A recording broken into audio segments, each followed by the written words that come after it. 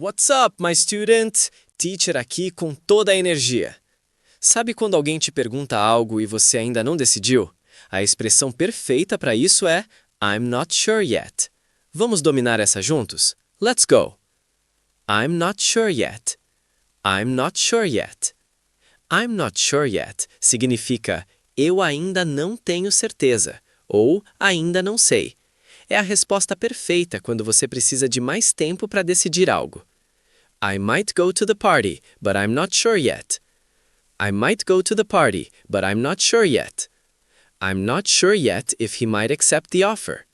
I'm not sure yet if he might accept the offer. I need some time to think. I'm not sure yet what my purpose in life is. Arrasaram, galera! I'm not sure yet é super útil. Lembrem-se que o yet no final mostra que a decisão ainda está por vir. Podem usar também I haven't decided yet. Keep practicing.